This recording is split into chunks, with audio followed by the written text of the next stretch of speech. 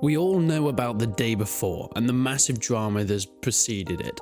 It looked like a game that was set to be the dream zombie survival and then turned into a disaster of development, from their name being copyrighted and going into a lawsuit because of it, from it being removed on Steam for similar reasons, to people being called out by having fake assets in trailer or things that didn't quite seem right, things that were stated as gameplay but never really looked that way. Well, the day before, since it's been silent for a while, has finally come back. It's come back in an interesting way. Nvidia and IGN have posted their official gameplay overview and their release date trailer, which means it's being backed by some pretty official companies here. Does this mean that it is actually coming this time? Well, I guess we'll find out. The trailer starts with you waking up in a sanctuary. You are in some sort of American hillbilly bar, as you would expect, I guess. There is full character customization, choosing your skin tone, your eye color, your makeup, your hair, whatever you want to do, and to be fair to them, it looks pretty good. Being able to introduce your character into this MMO is something that I think you're going to have a lot of freedom with. And then we get to look at the hub. It looks pretty nice, but I have some questions. You see, the whole tone of this trailer that's been released is completely different to what we saw in the first reveal. You know, that one where you're walking through the city. You're going into shops, but all of a sudden, enemy players creep up on you. Or what about the second one, where you're moving through these spooky little parts of this tower block, and you're trying to dodge from zombies, and you're trying to move through with your flashlight? That looked awesome, and that gave that really hardcore zombie survival horror vibe. This does not give that. Once again, you do have full customization of your character and your weapons, adding in things like butt stocks, different ammo. They do have an M1 Garand, which I can't lie, has one of the weirdest sounds I've ever heard on an M1 Garand. Of course, there'll be NPCs that you can communicate with, things that you can buy in certain shops from money that you've earned through missions or side quests. There is a lot to do here, at least that's what we're being told. There's also, for some reason, a gym where everyone runs on treadmills with their backpack. I'm guessing that increases your stamina. Vehicles will be a part of the game, but it looks like it's mostly going to be sports cars. And this is where it starts to worry me. This feels like it's just going to be a cheap MMO based in an arcadey zombie world. Not that hardcore survivor that I think a lot of people wanted. They were kind of looking for a multiplayer Last of Us or a co-op Last of Us, an MMO that really touched on that real immersive look at a zombie post-apocalyptic city, where every outing is a fight for survival, where you have to pick and choose where you go and when you go, at what times to avoid hordes, and making sure that you're really paying attention to keeping you and your friends alive. In this case, it kind of just looks like you can do whatever you want, when you want, and there just happens to be zombies. Yes, there is base building, you can buy your own house, you can put furniture in it, sure, that looks great, but that doesn't do it for me. That doesn't give us anything special.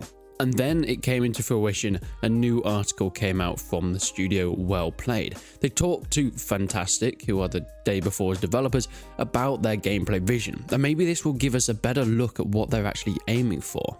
They do say that they are taking inspiration from The Last of Us and The Division and trying to make a bit of a mix between the two. Immersing yourself in a huge skyscraper city called New Fortune City, purchasing houses and vehicles, creating unique personal narratives along the way. They've said that their game predominantly leans towards player versus player engagements, but they'll also incorporate quests centered around the restoration of society. The primary aim is to provide the most thrilling experience this year in a wide array of preferences and playstyles. That's all we're given. That's it. It's so vague. And that's what we've seen so much throughout the development of this. It's not just the fact that some of the gameplay trailers look a little bit suspicious and that the developers have had many disputes. It's also the fact that they're just so vague, even when they do come out and say things. They talk about their game as if it is as wide as an ocean, but often that tends to being as shallow as a puddle. I mean, sure, there are zombies, but that, especially in this trailer, seems to be such a small part of it. There seems to be hardly any focus on it, and that makes me worried.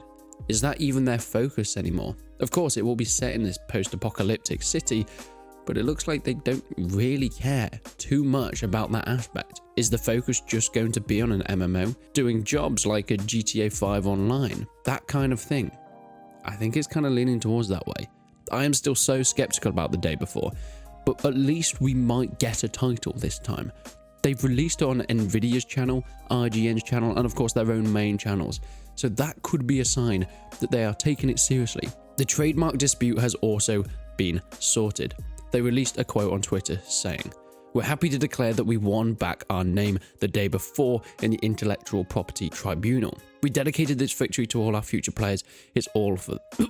Sorry, that made me feel a little bit sick. "For 5 years, we've shed blood, sweat, developing our dream game. We didn't take a penny from people, accepted no pre-orders, and didn't harm any..." Oh, that's good.